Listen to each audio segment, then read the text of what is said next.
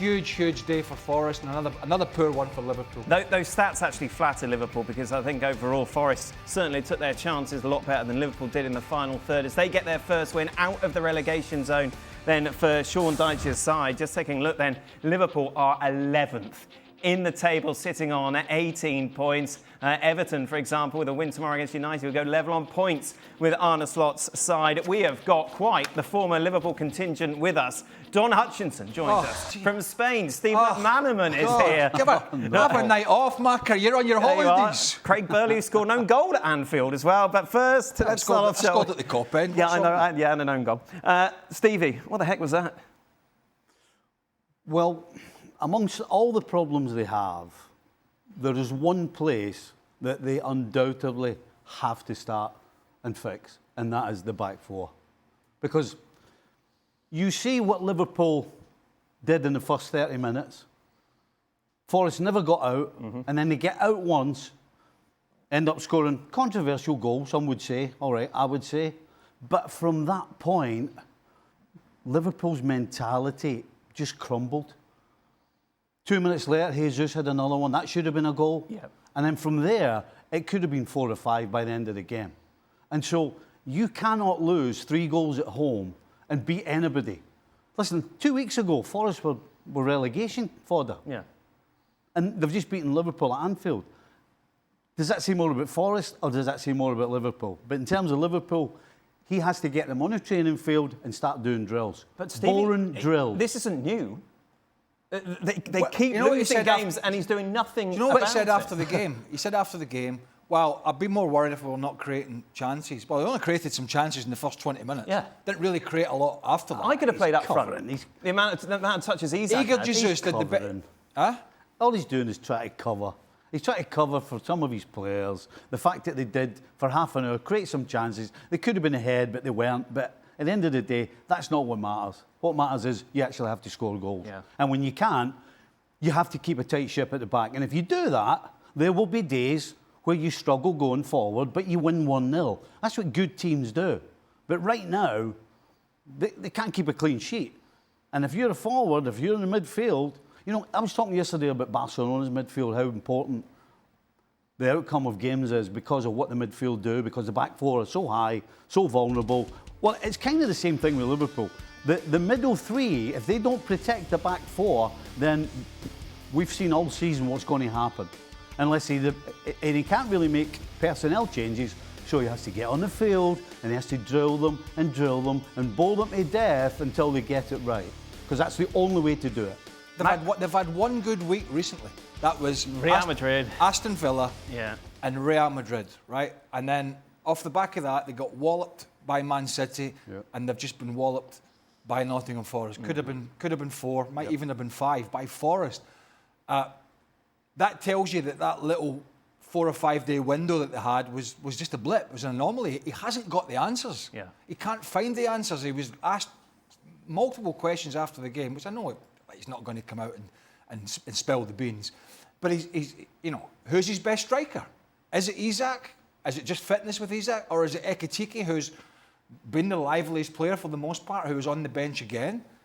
You know, who's the best? You know, even Van Dijk. If you watch Van Dijk at times during this game, he's walking around the second half shaking his head. He's part of the blame. It's not everybody else. He's part of it. You watch him for Holland against Poland in Warsaw a week or so ago. He wasn't great then either. So, you know, there's when you're, that's before we get to Mo Salah, who's not had a great start to the season, obviously. So when your star players are struggling, Konate, Van Dijk and others, then how do you expect the less experienced ones, like Kerkez and others, and obviously Szoboszlai's playing right back. So, but even at that, I'm surprised by today's performance. Yeah. I thought there'd been, even though they've been struggling, I still thought there'd been more about Liverpool. It's almost akin to what we saw, not from a footballing perspective, but when we saw Eric Ten Hag's Man United lose a goal. Do you remember? They used to just crumble. Mm-hmm. And they're not quite there, Liverpool, but they're on the ropes. Macca, there's obviously a shopping list of problems that Liverpool have at the moment. If I'm a fan, though, 40 seconds into the second half, you've got away with 1-0 going into the break. You think then's the time to come out against this Forest side, who aren't very good. Yet, it's the visitors who go 2-0 up, and everyone watching knew it was dead by then. Yes, mate, right. Firstly, it's nice to see you back, mate. Nice to see you there in this chair. But also, I'm listening to the boys, and I completely agree with the legend Stevie Nicol. Of course, they're struggling at the back. They can't just get anything going at this moment in time. This was the start of an amazing run of games where, if you're a Liverpool fan, you think they're going to win today, they're going to win next week, the next 8 games, 9 games, 10 games until they meet Arsenal in January. You think they're going to go on a real good run and catch the teams who were at the top of the league. And everybody's faulting at the minute. I mean, of course, Manchester City today, Arsenal are going to play in the North London derby tomorrow. But you thought that today was the start of something where Liverpool will start a run. And today was one of the worst performances of the season. Yes, they dominated possession, but they struggled defensively, and then they couldn't get anything going up front. They were slow. They couldn't move the ball around. And it was a really... I mean, I've seen Liverpool lose this year, and I've been disappointed at times, but this was the one that left me sort of exasperated. It was an awful defeat today because it stopped everybody in its tracks. Yes, it's a difficult result after coming away from an international break, but sometimes after an international break, after a Champions League away game, sometimes you just have to be down and dirty, get the job done, and you move forward. And today, to lose at home to 3, as Bumper said today, it was just the weirdest result that I've seen in a long time. I know Liverpool are off colour, but you reckon there's definitely something wrong with McManaman as well. That's late. Because when's he ever put his hand up for an 11 p.m. Saturday night appearance from Madrid? I think he got his timings wrong. There's something awash here. Don, it was the manner of the defeat, isn't it, that's really concerning. Yeah, I mean, Liverpool fans wouldn't have liked the defeat against Man United, but they played well in that game. They hit the post, I think, 3 times in the game, and they created about 6 or 7 good goal-scoring opportunities today. The last 20 minutes, 30 minutes, they never even looked like scoring. I mean, 2 of the back 4, Konate being one of them, all over the place. And what I didn't like, which has gone viral on social media, him actually laughing as he got substituted. That was an awful look, because he's not playing well. Kirkes, the shirt looks a bit heavy and a bit big for him. Robbo came on. I know, as Craig said, he's had a heavy week, but that was a really naive rookie error, showing Amari Hutchinson inside onto his left foot. Robbo's got to have more about him to send him on the outside. The second goal was weak from McAllister. Gakpo didn't track his man. The goals are conceding because, watching the game today, Dan, if you paused that game on 30 minutes and you said Liverpool would lose 3-0 from 30 minutes, it was impossible. Because they played really well, Liverpool. They played quite well. And all of a sudden, like the guys are saying, as soon as they lose, and there's too many red flags, they're conceding goals from set plays, far too many, and they keep going behind. 6 defeats and 7 for champions. There's loads of red flags there to put on a slot under a little bit of pressure, or a lot of pressure. Because, as I said, there's a way to lose a game, and you can lose a game by having a real good go, and you can come out the wrong end of a 4-3 or a 3-2. Today, like Macca said, I think you're just sitting there thinking, how on earth has the team that's second bottom of the league gone to Anfield and won 3-0? It's incredible. There's one guy who I think has escaped criticism so far. Who? Gravenberg. Okay. This is a guy who, no question, after Salah, and maybe Van Dijk was Liverpool's best player last year. No question. He was in the right place all the time. He made great decisions. He started attacks. His main job is to be that block, that guy in front of the back 4 that orders the other 2 around, lets them go forward when they can, and he fills in behind. And he covers the holes. He's done none of that this year. I know he's missed a couple of games, but he absolutely has done none of that. So Craig's talking earlier about how Salah's disappeared. Van Dijk, what's going on here? Gravenberg's just another one who, as fantastic as he was last year, has completely disappeared again. So who is this on, Macca? The fact that we see Salah, Van Dijk, Gravenberg, every Liverpool player seems to have dropped, and Arne Slot doesn't seem to be able to find the answer. I think it's on everybody. Dan, you can have all the plaudits and the platitudes of last year. I've said this before, which we gave them. They won the league. They were amazing. We all said the same. And this year, they've they've been really disappointing. So actually, it is all of them. It's not Van Dijk, it's not Mo Salah, it's absolutely every single one of them. It's not Mo Salah and Van Dijk because they've just signed new contracts. It's not Trent Alexander-Arnold because he's just left. It's not Tyler Morton and Harvey Elliott because they've left. It's on all of them. They have to take responsibility for everything. You can take everything and get all the pats on the back and you say you're amazing, you've won the league. But when it goes the other way, you have to take the criticism. You have to say, right, it's not good enough. You're not good enough. They're not good enough. And you have to respond. And of course, the new signings maybe have not helped the team at all because, of course, new signings are coming and 5 or 6 have left. Of course, the Diogo Jota tragedy has not helped various people. Of course it hasn't. And we as outsiders, we have no idea how that's affected people. But in the end, what goes on is that how you respond to being title champions, and you have to respond to that.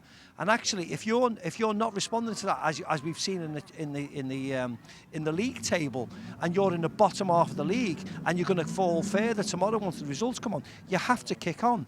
And this was the start of Liverpool's resurgence, as I said earlier on in the programme, about their fixtures, because their fixtures were so-called easier from now till January, because of the teams they were facing at the bottom half of the league. And the fact that they've started off with this, you have no faith in what they're going to do going forward now. So when they go to West Ham away or Tottenham away, and then the home games, of course, that they're going to face, you in the past you thought that's 3 points, that's 3 points, that's 3 points. And now you're thinking, actually, what if they don't do that? What if they don't do this? Yeah. And that's where the Liverpool fans are starting to struggle. So that's the answers that they're going to have to put in front of everybody. It's abysmal, isn't it? Look at that record there. I mean, it's just unacceptable. And you say Liverpool were good for the first 20 minutes to half an hour, but wouldn't have Forest expected that to happen? And there were no big chances, were there? McAllister had that chance to Elliot Anderson, who, by the way, was excellent again. For club and country, he's been brilliant, and he was really controlled in the midfield again for Nottingham Forest. But wouldn't Sean Dyche in the dressing room before the game saying, "Listen, expect 20 minutes of a barrage, soak it up. The crowd will start to get on the back, and then we can get at them." So, in some sense, that was expected for Liverpool to come out off the international break, have a bash at a team down near the relegation zone. Forest would have been expecting that, sat off, soaked it up, and then played their own game. Look, at the end of the day here, the buck has to stop with the manager. And I'll tell you why. Stops with every other manager. Guardiola last year couldn't arrest the slide. Mikel Arteta, giving up a championship run a couple of years in a row. He's the one that carries the can. Look at the managers that have carried the can at Chelsea. Maresca's the latest. He's doing all right at the moment. The buck will stop with him. At the end of the day, there's money in the bank. Of course there is, because they won the league title last year. But the signs were already there. In the second half of last season, out the FA Cup at Plymouth, was it the Carabao Cup that they lost? Champions League, out. Won the league, but the league was done.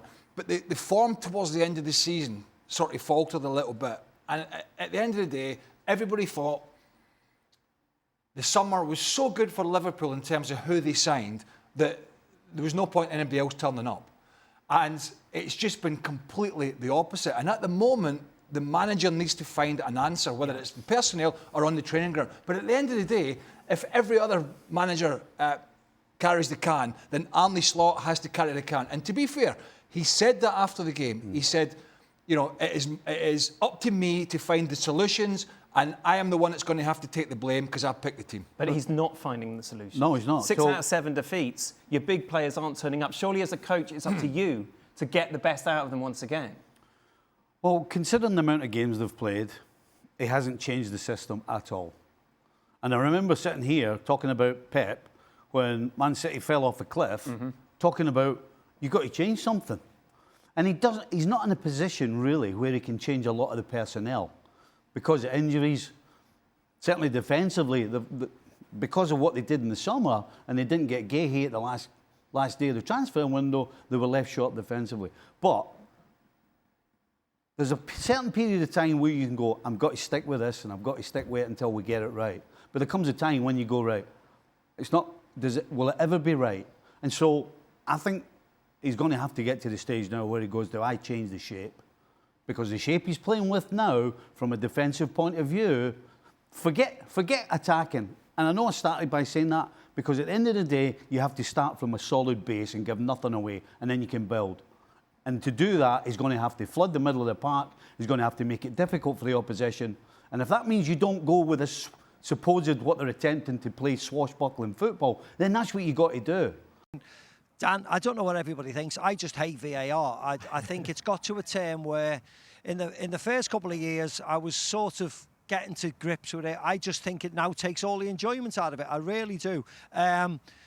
As Craig rightly said, 2 wrongs don't make a right. Regardless of whether Liverpool should have got a goal against with the Van Dijk goal last week, I thought the Murillo goal should have stood. I thought the handball goal that was disallowed should have stood.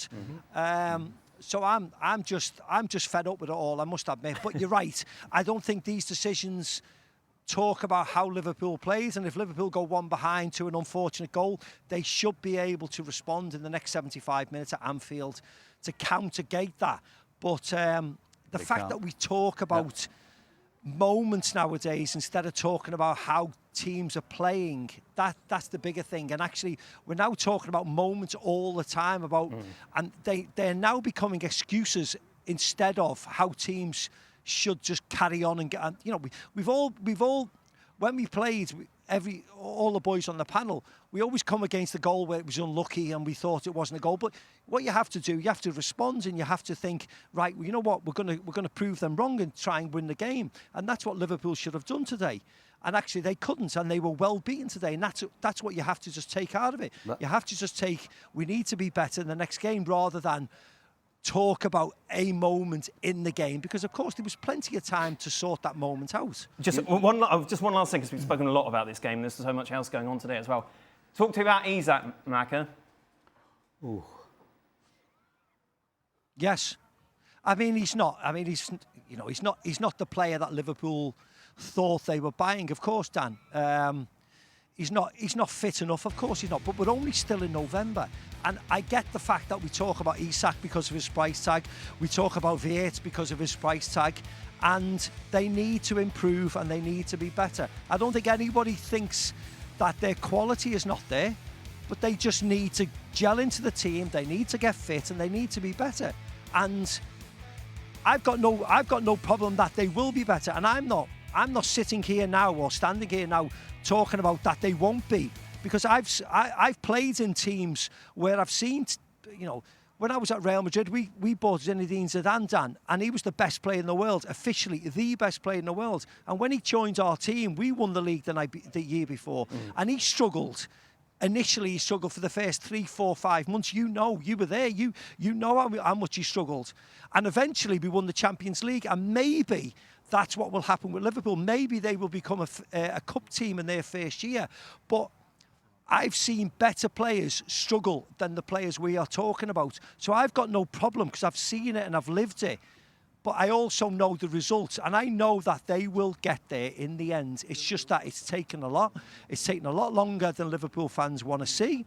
And also, the fact that Liverpool are in the bottom half of the table, it's adding more pressure to whatever happens on the team. But I know that a lot of the time it takes people a lot longer sometimes to adapt than other people. Maka says that Isak will be Zinedine Zidane in the second half of the season. Can you buy in that? That's what I thought.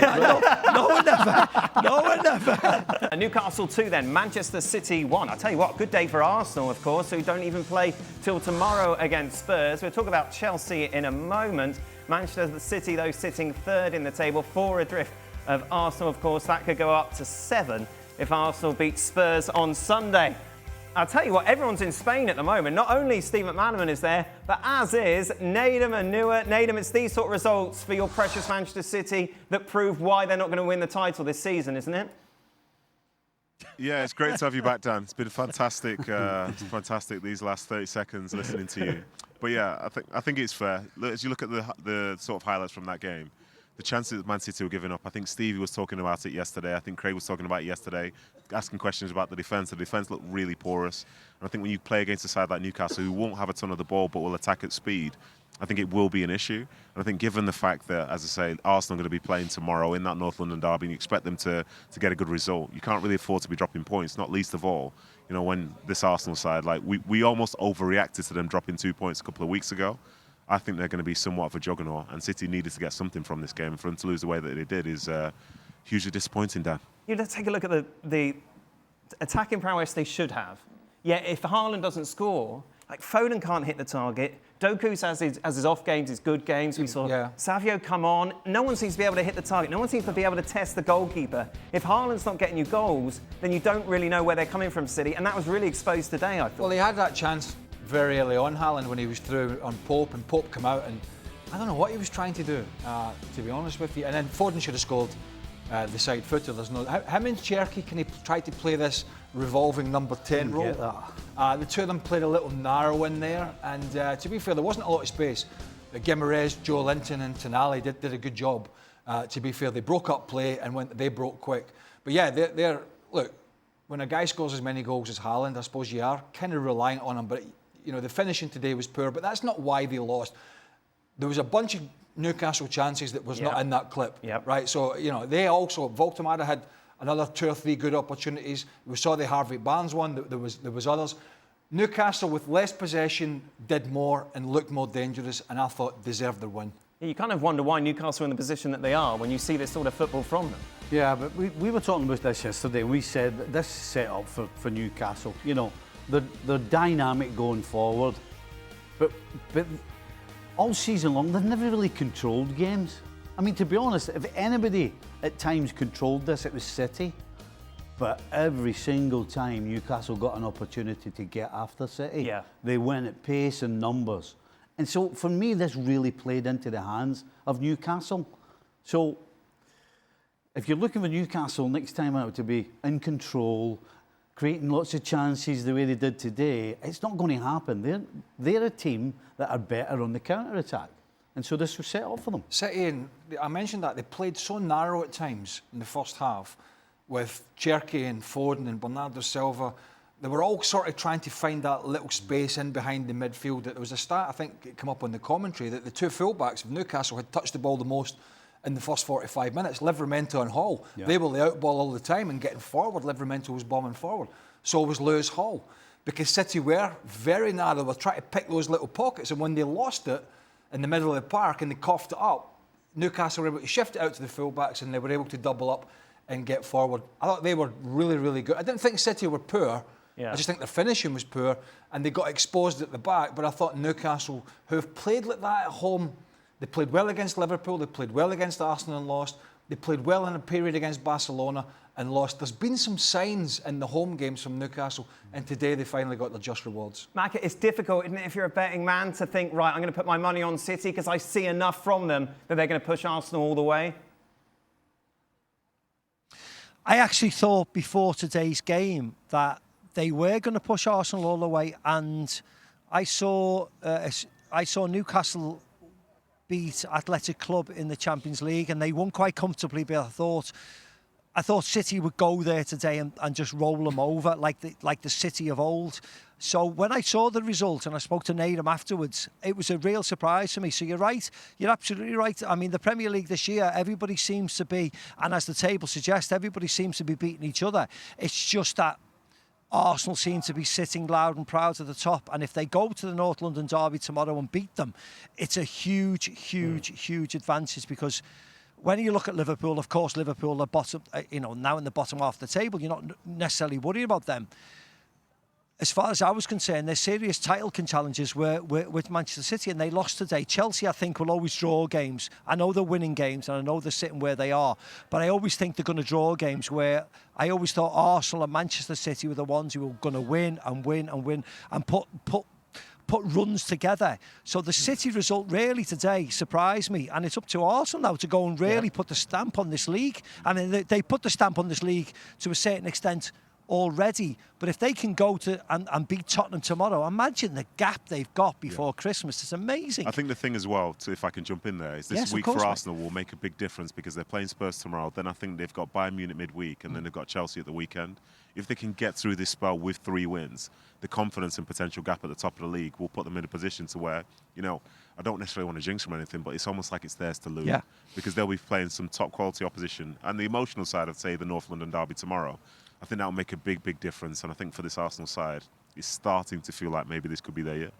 So Chelsea 2, Burnley 0. Chelsea sitting second in the table. Well, I don't honestly think it would look at Chelsea as good a position as they are. And Marco was saying a minute or two ago, I don't think you can sit here and say, you know what, they could put a title challenge up. I really don't. But they're in a decent position. But they've done what Liverpool would be desperate to do, is just go somewhere, or go to, home or away, grind something out. And that's what they did today. They ground it out. They got that second goal late on, that just killed it off. They've got back on the bus or the plane, back to London, 3 points. Thank you very much. Not the best performance, but thus far, job done. Are they good enough to go all the way? I don't think so. Stevie's shaking his head if you're listening on the podcast. No. Thank you, Stevie. Don, I've ignored you, mate. I'm sorry. So, do you want to say something optimistic about Chelsea? I feel always when Chelsea comes up, everyone's just a bit, Well, yeah, because I think the eyes of the lads, they don't lie. I mean, Arsenal are a cut above them. I mean, I remember them being in this position last season, and Maresca got asked the question, are you in a title race? And he said no. And he downplayed it, and he was actually right all along. I don't see them ready. Oh, that's not positive, Tom. I was expecting something optimistic for Chelsea. I think you look at the other side. I think there's a better goalkeeper out there than Sanchez. Oh, this is not positive at all. Don, he needs cheering up. He's been eating hospital food for 6 weeks. Hey, dear, I mean, it's good to have him back. Argumentative Dan's back. No, that's right. Okay. Well, he's bored. No, Naden, you're optimistic. Say something nice about Chelsea. They won against Burnley. Yes. That was a good result. It's a clean sheet. I think Cole Palmer will be back in a couple of weeks after stubbing his toe. They're very much in a great position to start the title charge. Don't listen to all these naysayers. Chelsea are all the way in. They're gonna. I think the only thing about Chelsea, Dan, is that I think me, Naden, maybe Bumper, Craig, yourself, we would never pick the starting 11 of the Chelsea team, the strongest starting 11 all the time. We have no idea what this strongest starting 11. And some people may think it's great they have an extended squad, a healthy squad. But I just think that when push comes to shove, they will fall. And I think that, Arsenal are going to be stronger. Arsenal's strongest 14, Manchester City's strongest 14s are going to be better than Chelsea. Yeah. And I think that's what will affect them. I think they'll get in the Champions League, of course. Yeah. But when you spend that much money on them, you always want to win the league. And I just think they'll fall short because they don't know their strongest 11. Yeah, I think as well, from the Chelsea standpoint, it's been a while since we've seen them be involved in a title race properly towards the back end of the season. Whereas, say, we look at Arsenal, they've been involved in one. We look at Liverpool, they've obviously come off winning it last year. And for Man City, we've seen it for many years as well. So that's why you always lean that way. But this Chelsea side, they're capable of winning, some of these one-off games. But, to stay there for the full course, that's the issue, especially with a young side the way that they have it now. I just want a bit of fun, entertainment. Chelsea do not tick those boxes at the moment. Well, it's good news it was the early game as well. I know. So it finishes Barcelona 4, Athletic Club 0. Fantastic, because Barcelona kept a clean sheet, which means we don't have to talk about a high line for once, That's good. which is always a bonus. Let's hear, shall we, from Robert Lewandowski. Yes, we're with Robert Lewandowski. Robert, take us to this emotional trip, going back to the Camp Nou, this perfect score, the atmosphere, being captain for the first time for Barcelona and scoring the first ever goal at the new Camp Nou. Yeah, that was not only for me, but all of us, a great evening. Also, I'm very proud because we come back to Camp Nou. I was the captain of the team and I scored the first goal. So for me, it's like also historical moment. I'm very appreciated this, and not only because of my goal, but how we did today. We scored 4 goals. We have everything under control, and it's, I have to say, something special if you play in Camp Nou, and you cannot compare in the different stadium. So usually you take the ball home when you score a hat-trick. Why? Can you show us the ball and say why do you decide to take this ball home? Yeah, I think that because first goal and the new Camp Nou is something also special. Even that I didn't score the hat-trick, but it's for the remember this ball and historical ball, maybe the historical game for me and goal for me as well. So I'm very proud and I'm very happy. Christmas is coming. Bosh, you have a ball, you have a ball. Not much to talk about, really. Lamine Yamal, great. Obviously, he'll grab the headlines for those assists. They kept a clean sheet. Well, back at home, 4-0. Well, when you were off in hospital, their back line, their defending actually got worse. Yeah. I mean, it was... I saw the Bruges game. The Bruges game, unbelievable. the Celtic Vigo game, which they won, but it was incredible. Now, you know, Hansi Flick isn't going to change, but it just kept us talking about what they were trying to do. Athletic Club, nobody had sent them the memo about clipping the ball in behind, how to cause problems to this back four. It was pathetic. Yeah. And so it was a very easy day at the office for Barcelona. But yeah, perfect for them. Back at the camp now, you know, 4 goals, clean sheet, put some little bit of pressure on Real Madrid tomorrow, who are obviously playing Elche. That's why the boys are there. So we'll see what happens in that one. But yeah, thoroughly deserved the win. It's a head scratcher, isn't it? You've got Williams with the pace that he's got, and you never ever use it. They've just not been good this season. I don't No. just have not started well, and it kind of epitomised by the mistakes they made today. And there for us, we've already seen Nadem and Maka. And Kay Murray joins us from Alicante as well to look ahead to Real Madrid's clash against Elche. Does she carry that sign with her? Yes, she does. Yeah, it's a nightmare. Nightmare through security. You and I would never do Put this, it in the would we? hold as well, guys. Yeah, I know, you look cold. Maka sounds terrible. Had to check it. Dan, it's great to see you back in the studio before we even start. I'm sure the boys have said it. It's lovely to see you back. No, don't lie. It means I get to be in Spain, so it's great Yeah, to see you back. exactly. You're away Listen, from the guys, kids we've and got- the husband. There you go. He knows how it works. But listen, guys, fact is, though, as I was saying, we can see what the table looks like. But Real Madrid are coming back from this international break, having lost to Liverpool and having dropped points against Rayo Vallecano. They've got to put things right tomorrow.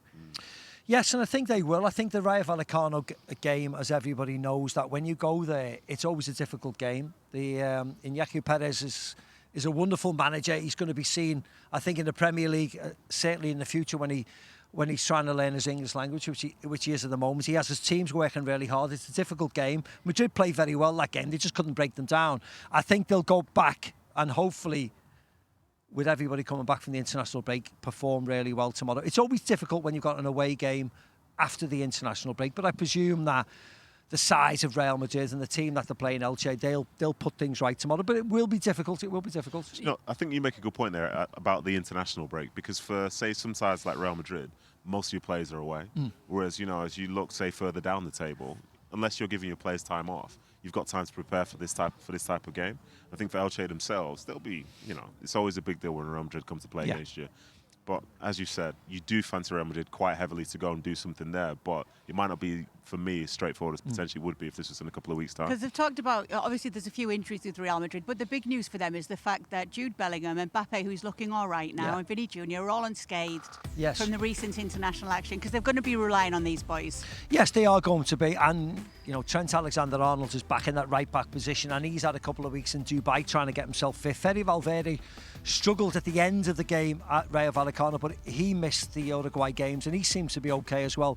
So you would think Real Madrid should be strong enough to get the job done tomorrow. There's always question marks, of course, but I'm really looking forward to seeing what 11 Xabi Alonso picks, because in reality, Dani Carvajal being out, Fede Valverde struggling and actually being better in the central midfield position.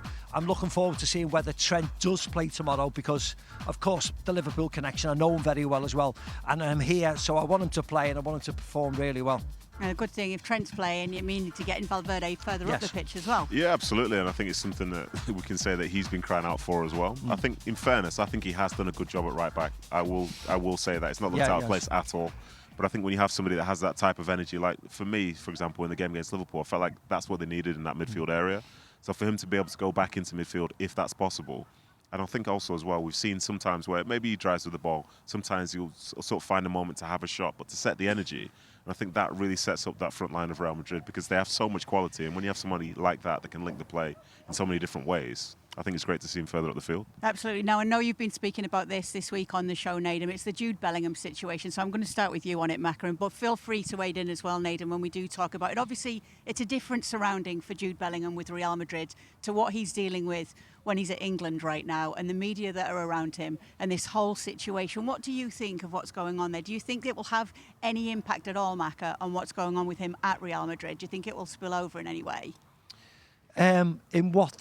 In everything that's been said about Jude Bellingham by the media, by the English media in particular, and what's been said by Thomas Tuchel as well. Okay, no, not at all. I think Thomas Tuchel has said what he said.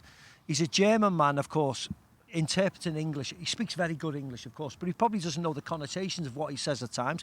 I think the English press has been absolutely nonsensical about what he said. I think Jude Bellingham is a starter for the English starting 11. I think he's an amazing player. I think he's way better than most of the players we've got, and he started my starting 11. So I think it's a load of fuss about nothing, to be very honest. I think he's an incredible player. He plays for Real Madrid. If you see him play, and the problem I think in England nowadays is that you don't see Real Madrid every single week unless you subscribe to a certain channel. And actually, we see Jude Bellingham play, and he's an outstanding player, and he stars most of the time. So as far as I'm concerned, it's a non-subject, to be honest. If England play in the World Cup, he starts in my 11. Forget about whether he gets in the 24, the squad. He plays in my 11. He's one of the best players around. Him and Harry Kane, and then you pick the other 9, as far as I'm concerned. Yeah. So I don't even take umbrage to anything that anybody says. I watch what I see. I watch enough games, like Naden does. We watch enough games all around Europe, and we say it as it is. And he's one of the best around. I think, for me, he's a superstar. Yes. You know what I mean? He's not just Absolutely. a good player, he's a superstar, but he's also a superstar for Real Madrid. Yeah. So for all the grief that maybe he's receiving back in England, that's his identity, that's his country, he can still come to a place like Madrid and know that the team is still going to have a big part that runs through him. And we're talking about probably the biggest club in all of football. When you think how big football is, that says so much, and he's a star within that. So I think maybe he's in a position to where he comes back to club football and he feels more appreciated by the people who sit in the stands and see him and so on, because it's a different sort of pressure. I think that's what it is. He feels appreciated by the people who see him week in, week out, rather than the people who see him once every international break, which is ridiculous, for sure. of course. And don't get me wrong, there are certain things that we could critique about him. I'm sure of that. Yes. But the fact is, like, from my perspective, I'm sure the perspective of many people, including Steve, if England, for example, are to win a World Cup next year, I'd imagine Jude Bellingham would be a big reason for that. Definitely. That's how big of a superstar he is. Definitely. And I think we'll probably see some great form from him between now and the end of the season with Real Madrid, because he lives for those moments, as we've seen in his very short time in Madrid already. We've seen it before already, Nathan, at a younger age, and he's only going to get better and better and better. So all these naysayers now, listen, we play the game. We take no interest. And the boys have seen it in the studio. We take no interest in these short-term people who just want to critique. It's nonsense, absolute nonsense. Yes, and we're looking forward to seeing Jude Bellingham and his fellow superstars with Real Madrid and see if they can get back to winning ways against Elche tomorrow. Dan, we'll be with you for it. Back to you. Thank you very much, Kay. Saturday night in Alicante, and I hear the party animal that is Stuart Robson is flying in. What an evening you've got ahead of you. Thank you very much, guys. Can't wait. What a crew, they'll be in bed. What a crew. What a crew.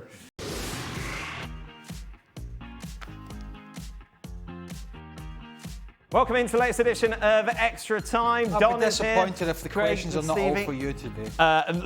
Thank you very much to everyone, by the way, who's reached out and, very kind, your messages over the last few weeks. Thank you, Don, you were texting. Stevie, of course, you took me to the hospital. Craig even sent nice messages. One of Craig's messages, he signed CB, as if I wouldn't know who he was, or he thought he had to kind of authenticate it as it was so nice. No, well, I thought you would be going to call him CB from now on.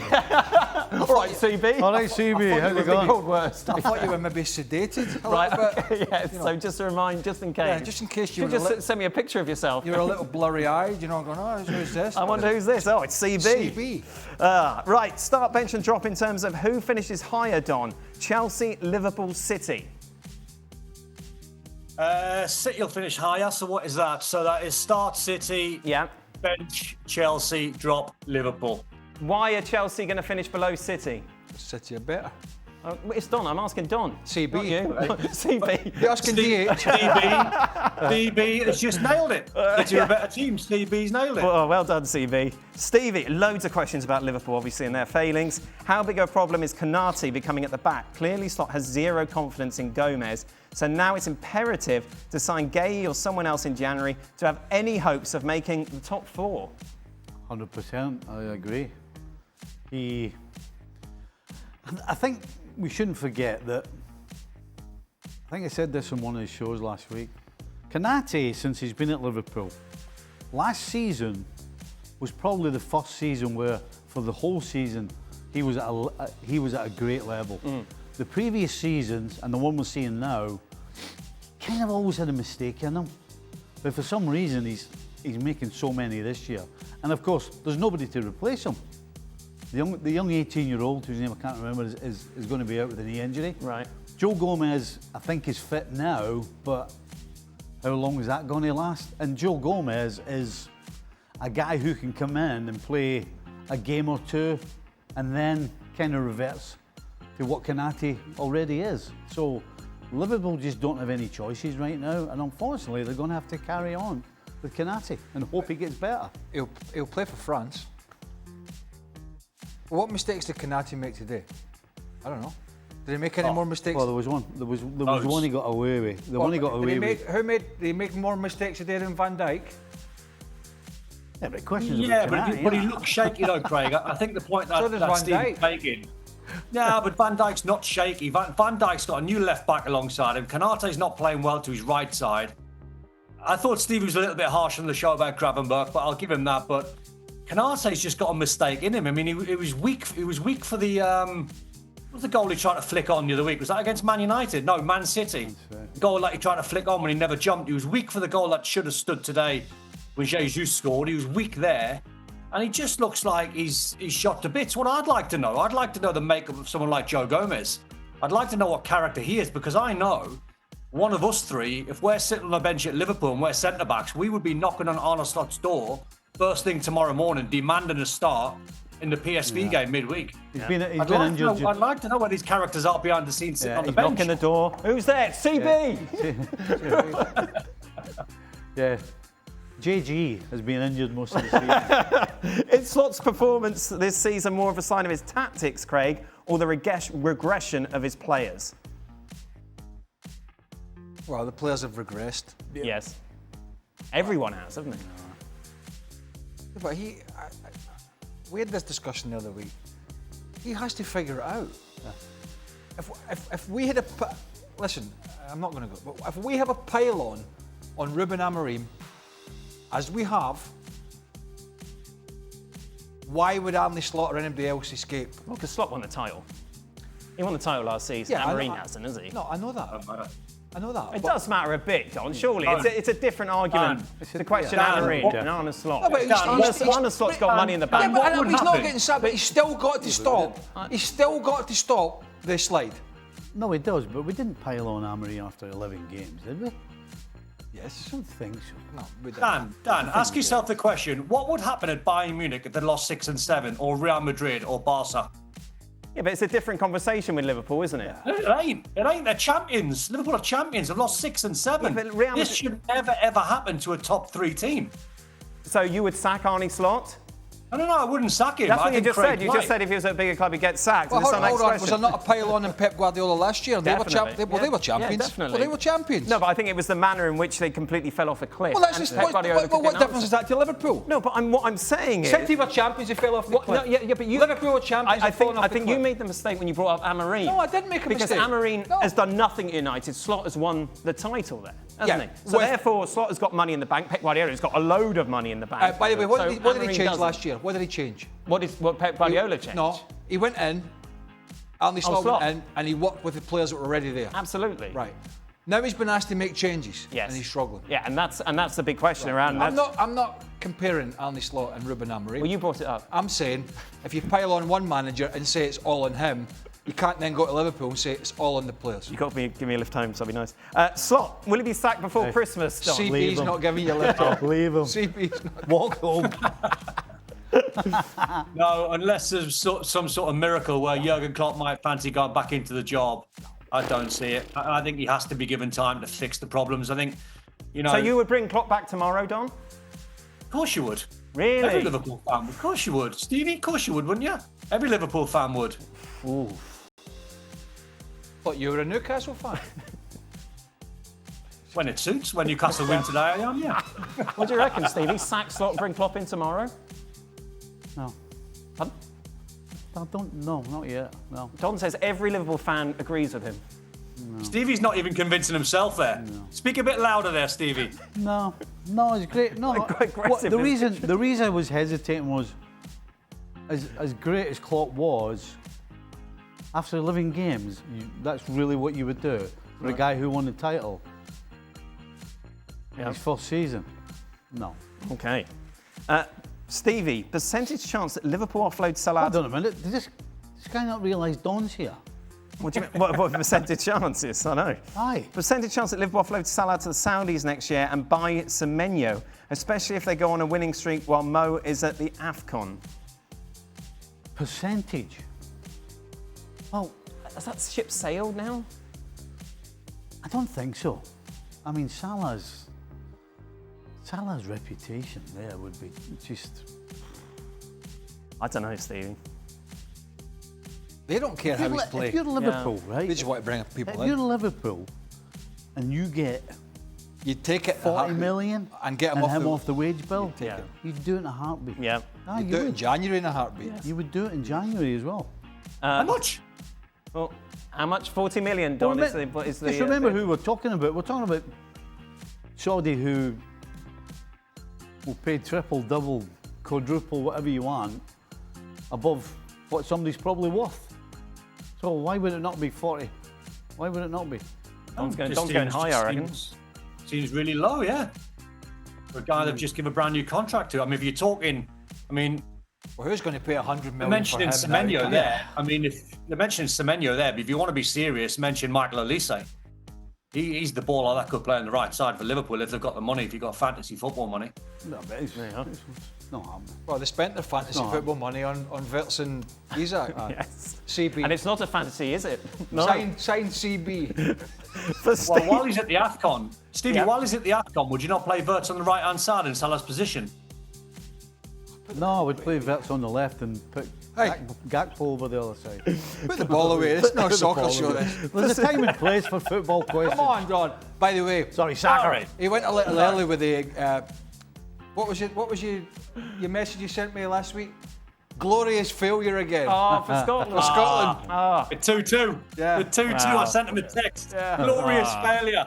The 2-2. The irony of you lot moaning about it being a World Cup with 48 teams, yet that has opened the door for mediocre sides like Scotland to walk through. They won the group. They would have been in it with... Not one of us would disagree with you. Not one of us would disagree with you. He's disagreeing. No, he's not. What did you just say? They won the group. They won the group. That's what they did, actually. Aye. Okay, back. That's how good a group it was. Scotland won the group, did you realise? I just knew when you said that. All right, where are we going? What's going on now? For Stevie, was last year's title really a Klopp title? This, Liverpool. No. Really a Klopp title based on what we've seen from Slot this season? No, absolutely not. No. No, they played a different style of football. Right. And what says you, Don? That's a myth anyway. Everyone that says that's a myth. I think Klopp finished, fourth the season before. But you want to bring him back? What's that got to do with the question? Well, I'm just going back to something you said. Well, he won the title and he was fourth. And you want him? Got to do with the question. In a heartbeat. In a heartbeat. I would bring him back, but that's not the question. Forget the facts. Don, where has this side of Newcastle been hiding? What was the percentage chance you knew they were going to win all along? No, when I was listening to Macca before and he said he was stunned by the result, I actually wasn't because, listen, Newcastle are phenomenal at home. I mean, the two games that they've lost, they lost in the last second against Liverpool when Ingamoa scored, when they were down to 10 men. Lost in the last minute against Arsenal when they were winning that game. So Newcastle, Dan, are just a different animal at home. The crowd demand that they're on the front foot and they try and trample all over teams. And that's why they're so good. The test is, away from home, the next two games is Marseille away, Champions League, Everton away. And they are, for whatever reason, a different side, whether Eddie Howe tries to have them a little bit more tactical or they try to play a different game. At home, they can beat anyone. Sebi's red mist. Excuse the pun, but you missed that. I'm not getting involved in that. That was brilliant. I'm not getting involved. What's one of my favourite things? Why are you not getting involved? In light of today's results, what's the problem? who do you think What's the problem? push Arsenal the most for the title, Don? City still. City? Yep. Yeah. Yeah. I mean, yeah. City around? Yeah, probably. Yeah, Probably. probably. For all the Scotsmen on the panel, what's been more enjoyable? Welcoming Dan back or seeing Scotland qualify for the World Cup? Oh, see Scotland qualify. Oh, Scotland. All I know. day long. I saw you, Don, pretending you were Scottish again with the kit and stuff. Well, you know, when the results come. There you are. What do you have on? He had his framed Scotland thing from where he scored that lucky goal against England. That one over there, Craig. Yeah. That one over there somewhere. There he is. Yeah, another glorious failure. That is it. Then that brings us to the end of today's. ESPN FC returns tomorrow, North London derby. Plus, tomorrow, who will Don have managing Liverpool?